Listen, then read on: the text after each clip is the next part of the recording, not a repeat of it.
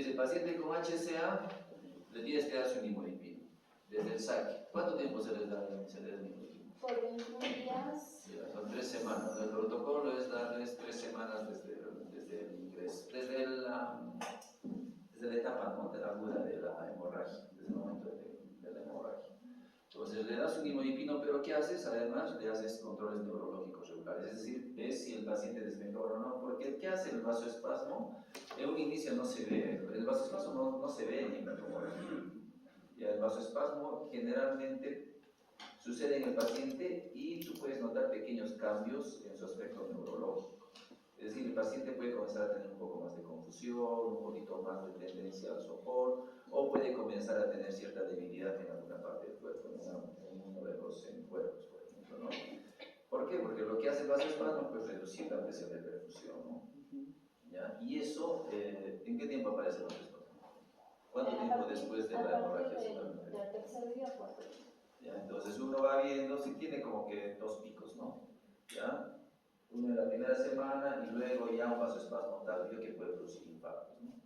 Entonces uno recibe al paciente con hemorragia subaracnoidea, lo evalúa, si tiene un Glasgow bajo lo va a llevar a la UCI, si tiene un Glasgow intermedio, ¿no?, 13, 14, todavía es paciente evaluable, lo llevas a la UCI para hacerle su monitoreo neurológico. No lo puedes dejar en camas generales porque justamente esos pacientes necesitan controlar su presión y todo para que no resangre y para prevenir este vasoespasmo. Entonces, cuando ves lo del vasoespasmo, el vasoespasmo se relaciona mucho a la cantidad de sangre en el espacio subaracnoideo, ¿no es cierto? ¿Cierto? Mientras más sangre tengas en el espacio subaracnoideo, vas a tener más posibilidad de vasoespasmo. Es decir, si tienes un Fisher, la cantidad de sangre en el espacio subaracnoideo se mide por la tomografía, ¿no? Y la escala para medir el vasoespasmo es la escala de Fisher, ¿no? Un Fisher 1, en la tomografía no se ve casi nada, ¿no? Un Fisher 2 se ve un engrosamiento de sangre en las cisternas, pero es menor a 1 milímetro, ¿no es cierto? 1 milímetro, ¿no es cierto? ¿Ya? Un Fisher 3 ya es más de 1, ¿no es cierto? Y un Fisher 4 ya tiene, además de la hemorragia subaracnoidea, ya tiene un coágulo de sangre o tiene sangre en los ventrículos. Mientras más alto sea el Fisher, más es la posibilidad de vasoespasmo, ¿ya? Pero pasa a veces, el Fisher 4 ya se ha clasificado ahora en dos Fishers 4, ¿no? A y B. El Fisher 4A, que tiene un abundante hemorragia subaracnoidea con hematoma y hemorragia intraventricular, ¿no? Ese tiene mucho riesgo de vasoespasmo. Pero hay un Fisher 4B que solo tiene sangre en los ventrículos o solo tiene hematoma y no se le ve nada de hemorragia en el espacio subaracnoideo. En ese caso, ese Fisher 4B no tiene mucho riesgo de vasoespasmo. Es decir, el vasoespasmo se relaciona básicamente a la cantidad de sangre, pero en el espacio subaracnoideo. No tanto en los ventrículos, no tanto hemorragia intraparenquimal, sino hemorragia en el espacio subaracnoideo. Entonces, cuando tú ves estos casos, pues los monitorizas, les das un imodipino y vas chequeando si realmente esos pacientes que tienen vasoespasmo, que pueden hacer vasoespasmo, hacen un vasoespasmo clínico. ¿Qué significa el vasoespasmo clínico?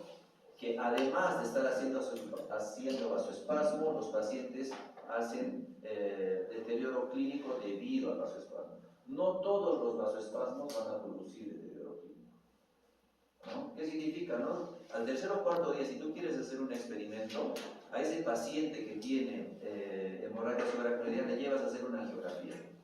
Le haces la angiografía o le haces la angiotomografía y ves que las arterias están delgaditas. Las arterias en el cerebro están delgaditas, ¿no? Pero el paciente está normal. Entonces, ese es un vasoespasmo imagenológico, no es un vasoespasmo clínico, ¿ya? Pero si ese paciente con esas arterias delgaditas en la angiografía o en la angiotomografía comienza a deteriorar su Glasgow y comienza a tener déficit neurológico, es decir, generalmente es déficit motor, pues eso ya es un vasoespasmo clínico. Entonces, por eso es importante ver el examen neurológico, ¿no? Y saber si ese examen neurológico es confiable, ¿no? Si un paciente tiene un buen Glasgow, su examen neurológico va a ser confiable porque tú vas a notar la variación de su estado neurológico.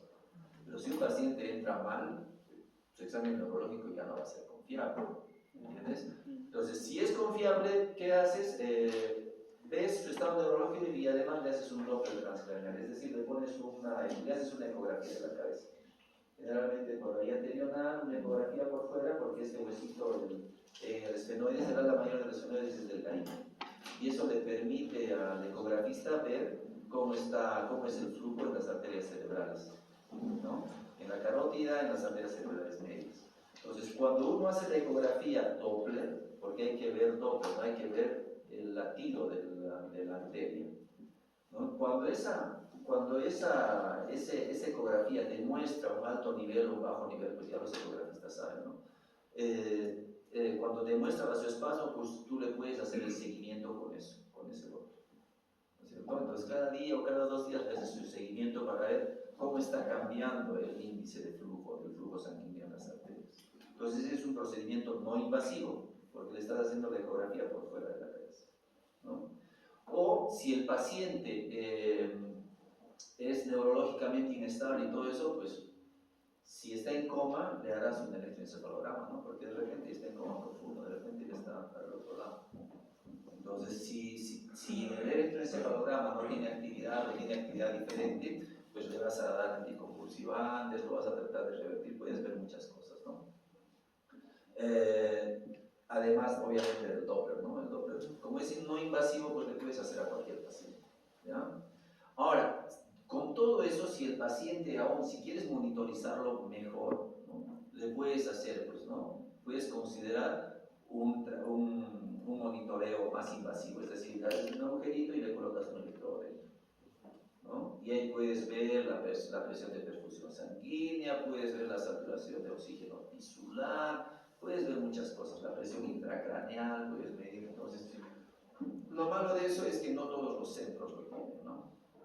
Por ejemplo, aquí en el regional no tenemos un set de monitoreo invasivo, pero sí tenemos, por ejemplo, el electroencefalograma, tenemos el Doppler transcraneal, y lo que hacen aquí, por ejemplo, y lo que uno de nuestros compañeros hace una tesis sobre esto es, utilizan el Doppler transcraneal y además hacen ecografía del nervio óptico, ¿no? Porque es una prueba buena para ver el incremento de la presión intracraneal. Ves cuánto se edematiza la papila, cuánto de compresión tiene el nervio óptico, y eso lo correlacionas con la presión intracraneal. Entonces, son 2 pruebas no invasivas que inclusive podrían cambiar el algoritmo, ¿no? La idea es de que tú determines si hay buen flujo sanguíneo y cómo está la presión intracraneal, ¿no? Entonces, una vez que haces eso, pasa a la siguiente cosa. Una vez que haces eso, pues te dices, ¿no? Abordar los factores de confusión, ¿no? Que puedes encontrar, pues, algunas variables confusoras. De repente el paciente está haciendo hipoglicemias, de repente el paciente está haciendo deterioro de conciencia por una neumonía, ¿no? Estaba con un Glasgow 13, 14 y de pronto al día siguiente está con Glasgow 11, 12, pero está con ronquidos, su saturación está baja y todo eso, entonces tiene una neumonía y tiene deterioro de conciencia por otras enfermedades, ¿no? O puede ser alteraciones metabólicas, tiene una hiponatremia, puede tener muchas otras cosas. Entonces tienes que determinar esas variables confusoras, ¿no? Que hacen que el paciente esté neurológicamente deteriorado. A eso se refiere, pues, ¿no? Entonces, ¿y qué haces? Si determinas que el paciente realmente está haciendo vasoespasmo clínico, que no tiene otras enfermedades adicionales que están disminuyendo su deterioro neurológico, lo que ya tienes que hacer es actuar. ¿Cómo actúas? Le elevas la presión arterial, ¿no? O sea, a ese paciente le tienes que mejorar la presión de perfusión sanguínea elevando la presión arterial, ¿ya? Pero ahí viene un poco el dilema, ¿no? ¿Cómo le vas a elevar la presión arterial a un paciente si su aneurisma está roto? Lo vas a romper nuevamente, vas a producir un resangrado. Por eso es que el primer manejo en estos pacientes tiene que ser el tratamiento del aneurisma. En las 24 horas hay que cliparlo. Ni bien llega el paciente, ni bien demuestras que ese paciente tiene un aneurisma que se ha roto, tiene que pasar a sala, ¿no? Y cliparlo o embolizarlo. Cuando ya tienes asegurado que ese aneurisma está clipado, ahí le incrementas la presión, ¿no? Mantienes unas presiones medias más de 90, ¿no? Antes se utilizaban 3 variables, ¿no? Incrementas la presión, incrementas el volumen y le produces un poco de anemia al paciente. ¿Por qué? Porque el hematocrito alto produce mayor viscosidad y también disminuye el flujo sanguíneo. Entonces antes se pensaba que produciéndole un poco de anemia al paciente podías perfundir mejor el cerebro. Ahora, como nos va a explicar nuestra compañera, ese concepto como que ya se ha dejado de lado. Ahora se considera mucho el incremento de la presión arterial, se incrementa una buena presión media y se les da buen volumen, 2 o 3 litros por vía periférica, ¿no? Entonces, y lo que dice ahí, ¿no es cierto? Ahí ya no menciona la anemia, ¿no? Dice elevar la presión arterial y asegurar una hemorragia, ¿no? Y te piden imágenes adicionales, es decir, si el paciente se está deteriorando, obviamente le vas a hacer una tomografía, ¿no? Para ver si ese vasoespasmo, porque una cosa es que el vasoespasmo sea clínico, pero otra cosa es que ya el paciente se está infartando, ¿no? Porque del vasoespasmo clínico es el siguiente paso va a ser que ese paciente se infarte, ¿no? Como las arterias se están cerrando, el vasoespasmo clínico todavía produce síntomas neurológicos, pero en las imágenes de la tomografía no produce zonas de infarto. Pero si tú ves que en la tomografía ya hay infartos, ya tienes que considerar otras alternativas. No significa de que la presión intracraneal va a subir más y que ese paciente tiene un alto riesgo de morirse. Le administrarás osmoterapia, mejorar su presión intracraneal, inclusive podría llegar a la craneotomía descompresiva para darle la oportunidad de que ese cerebro se mejore, ¿no? Entonces, si con esas medidas, ¿no?, de mejorar la presión arterial, de incrementarle un poco el volumen, se resuelve el trastorno, es decir, el paciente comienza a mejorar, ¿no? Su Glasgow comienza a subir, el deterioro neurológico mejora, pues ahí te dice, ¿no?, lo continúas monitoreando clínicamente. Ya, o sea, la parte más aguda, más crítica ya pasó, lo has controlado bien, ya has mejorado la presión, los de UCI han hecho un buen trabajo, el paciente está estable, entonces continuemos con este trabajo hasta que pase esa fase del vasoespasmo. Pero si no, entonces le tienes que hacer ya una terapia de rescate, ¿no? Si el paciente, a pesar de que le has subido la presión, a pesar de que le has mejorado el volumen, el paciente se sigue deteriorando, pues tienes que hacer un rescate. ¿Qué significa eso? Entras con un catéter por la vía femoral, llegas hasta el cerebro, ves las arterias que están cerradas, ¿no?, que están delgaditas, y lo que haces es entras y con un balón las dilatas. Esa es una angioplastía, ¿no? Entonces haces todo eso. Existe el riesgo de que esa arteria se rompa. Es decir, le haces la angioplastia, a veces le haces la angioplastia en varios niveles y pasa. Pero esa es como dice ahí mismo, es una maniobra de rescate, ¿no? Es lo último que puedes hacer. Si se resuelve el empeoramiento, acá continúas monitoreando, y si no, ¿qué dice? Las imágenes para el DSI. Ya, entonces, si no, pues ya vas a ver de que definitivamente hay un infarto establecido, ¿no? Y el riesgo del paciente ya es un poco pobre, ¿no? A veces lo que hacemos es, como les digo, una craneotomía descompresiva. Les ayuda. Entonces, son varios pasos para manejar este vasoespasmo, ¿no? O sea, el vasoespasmo es una de las complicaciones más temidas de la hemorragia subaracnoidea porque su manejo es bien difícil. El resangrado todavía, pero no, ya sabes que va a resangrar, entras, evacúas el sangrado y lo quitas. Se podría resolver si es que el paciente sobrevive, porque muchos de los resangrados te producen muerte casi segura, ¿no? 60-70% de los pacientes que resangran fallecen, ¿no? Pero el vasoespasmo es como que un poco más larvado, más crónico, y te da tiempo para que tú puedas actuar y tomar diferentes medidas durante su manejo. Ya sé si me explica.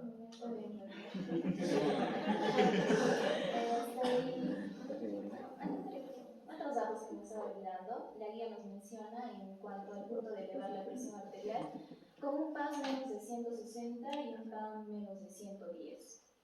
Y asegurar la eubolemia con suero fisiológico. Siguiente. Bien, otra complicación también es la hidrocefalia. El riesgo, la prevalencia de que el paciente pueda producir una hidrocefalia es alta, es del 15 al 87%. Y el manejo que nos menciona la guía va a ser que debemos derivar, ¿no?, la derivación del hidrocefalorraquídeo, pero ¿por qué método? Ya puede ser por un DB, que es un dren ventricular externo, o ya sea por un drenaje lumbar. Este es el manejo, pero la guía también nos menciona que no solo es eso, sino que también debemos enfocarnos en ciertos puntos que tal vez para nosotros no es importante, ¿no?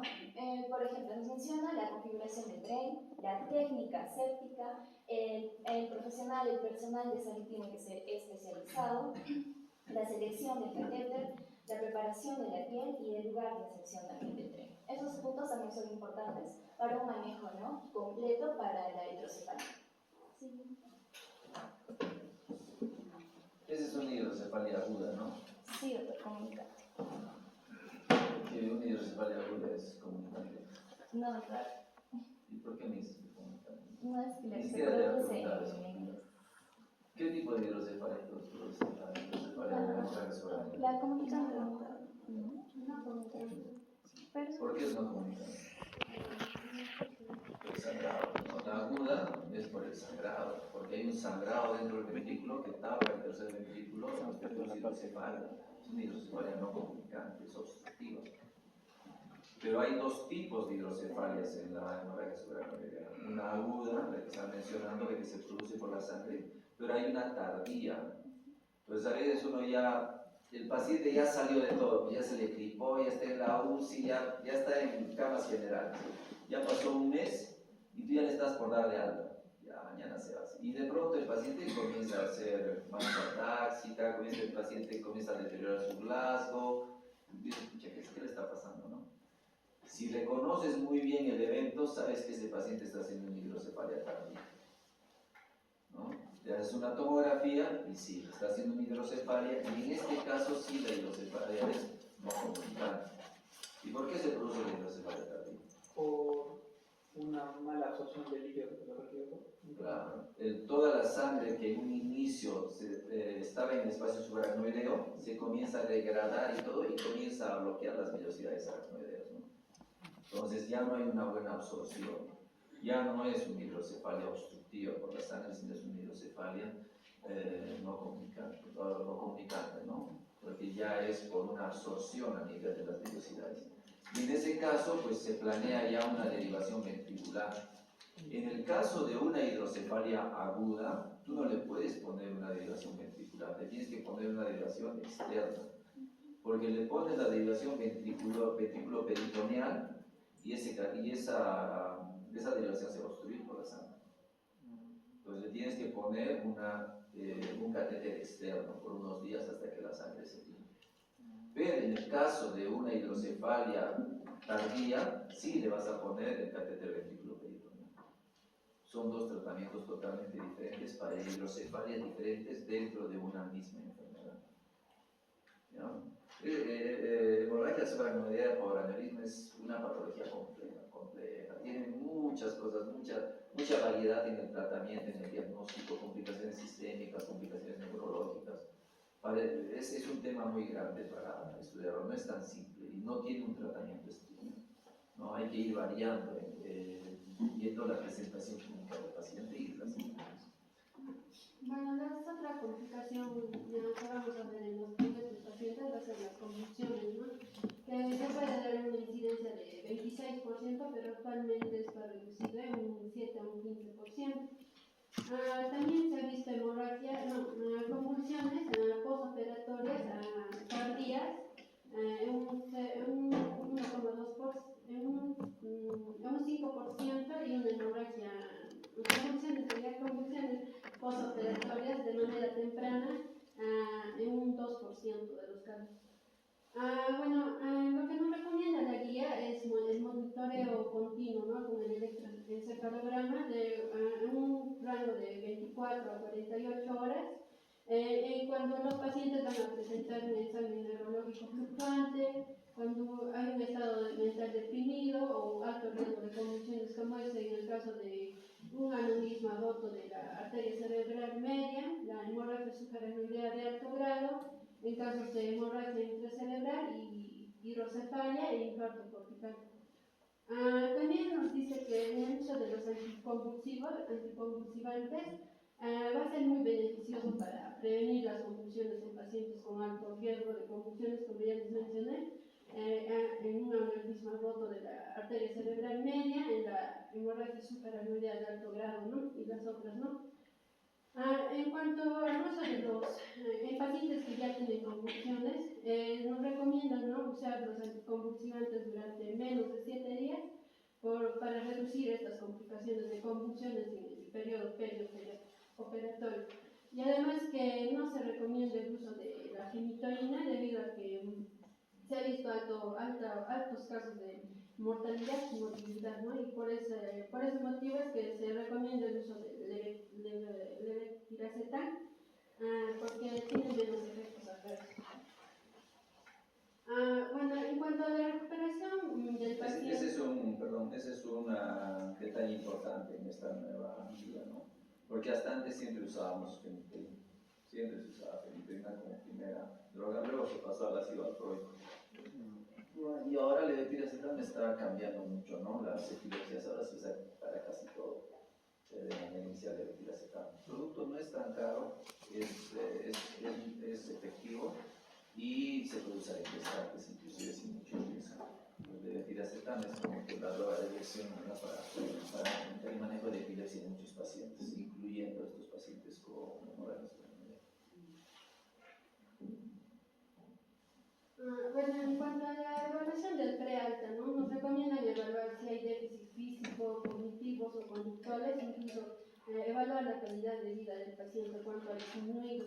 También nos recomiendan identificar tanto la depresión y la ansiedad en estos pacientes y bueno, también su posterior, ¿no?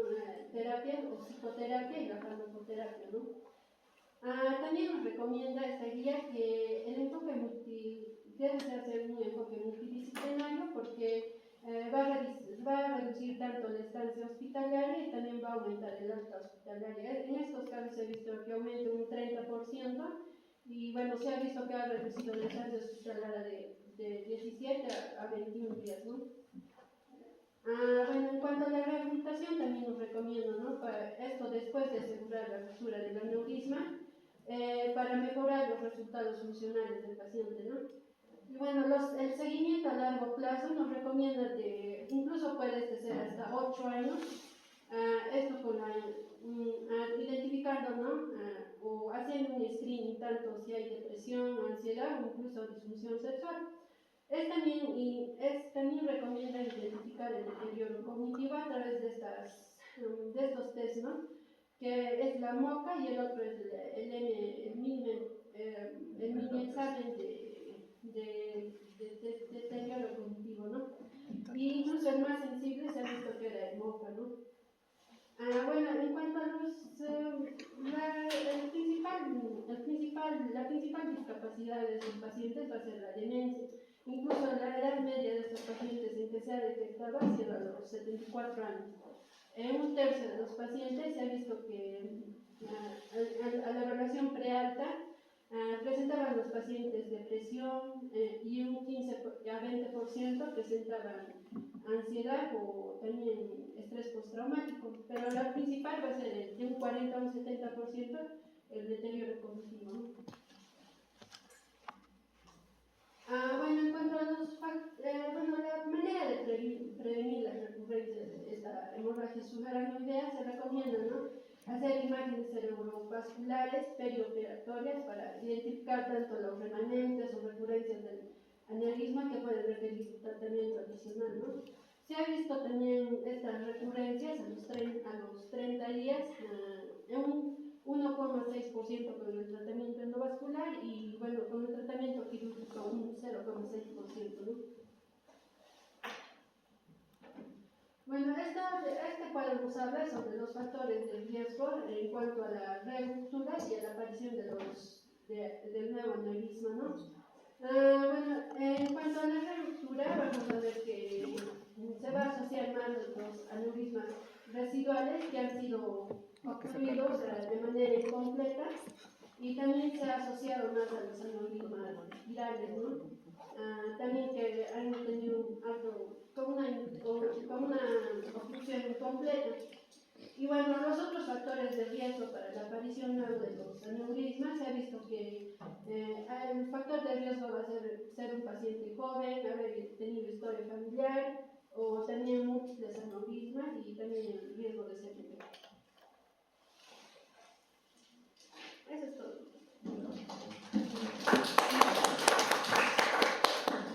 Y háblanos sobre las complicaciones sistémicas.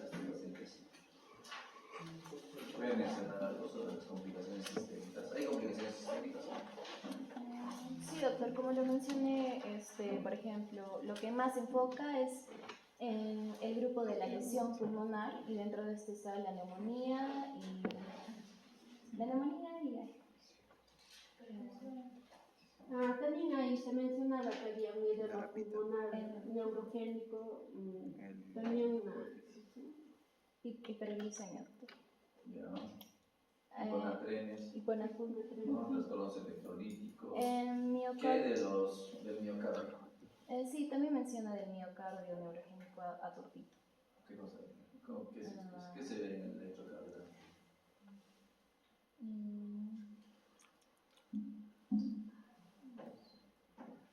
¿Qué tipo de problema? Puede haber, ¿no? Hasta infartos, puede haber. Y muestran los signos, pues, de las isquemias miocárdicas, ¿no? ¿Qué es lo que se ve? ¿O qué signo de la isquemia miocárdica se ve en el electrocardiograma? Depresión del QT, segmento QT de depresión. El signo del Takotsubo, ¿no? Takotsubo. Sí, pero ¿qué se ve? ¿Qué se ve en el electrocardiograma? Ondas patológicas. ¿Qué hay en una isquemia miocárdica? ¿Qué se altera? ¿Qué segmento? ¿Qué onda?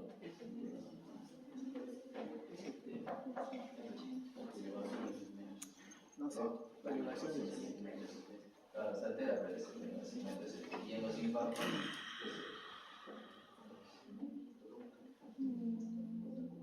Hay inversión de las ondas T. Entonces, esas cosas, los segmentos ST y las ondas T se valoran mucho en los pacientes con isquemias miocárdicas, ¿no? Uno puede tener por ahí de repente bloqueos también cardíacos y uno ve, pues, ¿no? El segmento QRS, y ahí es donde ves, ¿no? Los dobles picos, ¿no? Cuando hay ¿cómo se dice? Un bloqueo de rama, ¿no? Digamos un bloqueo de rama derecho-izquierdo y tú ves pues, dos picos, ¿no? Entras en el QRS, ¿no? Y si tú tienes una fibrilación auricular, un flúter auricular, ¿qué ves? No hay onda, ¿Qué? La onda, una alteración de la onda, dependiendo si es un flúter o si es una arritmia, ¿no? Entonces, básicamente se enfoca eso, no es tan complicado. Obviamente pueden haber otro tipo de enfermedades particulares específicas, pero bueno, eso ya de repente para especialidad, ¿no? Pero lo que ustedes como médicos generales tienen que reconocer es lo básico, bueno, un isquemia miocárdico, un infarto de miocardio, son cosas básicas que ustedes tienen que reconocer, ¿no? Y reconocer en qué electrodos, ¿no? Hay esos cambios, ¿no? Y básicamente esas son las cosas que uno ve en el electrocardiograma. Lo otro, sí, puede haber un pulmón neurogénico, edema neurogénico, puede haber derrames, puede haber alteración pulmonar. Es bien curioso, ¿no? Cómo la hemorragia cerebral se asocia con estos problemas. Es más un problema sistémico, pero que se produce en el cerebro. La fisiopatología también es un poco extraña, no hay algo bien establecido que conecte esta irritación meningia con las enfermedades cardíacas. Los trastornos hidroelectrolíticos, ¿no? Básicamente se producen por ese vasoespasmo en las pequeñas arterias que van hacia el hipotálamo, que van hacia la hipófisis y que podrían producir algún trastorno neuroendocrino. ¿Qué más? Sí, eso es básicamente con estos pacientes, los trastornos sistémicos. ¿Tienen alguna pregunta de estos? Doctor, la parte de la asociación a las convulsiones, en una parte menciona de que los pacientes que han sufrido el cuadro después del tratamiento pueden tener epilepsia. ¿En qué frecuencia eso es lo que me hace ver? ¿Cuál es el concepto de epilepsia? ¿Cómo se define la epilepsia? ¿Cuál es la diferencia entre una convulsión y una epilepsia? O sea, una convulsión epiléptica a una epilepsia. ¿Cuál es la definición?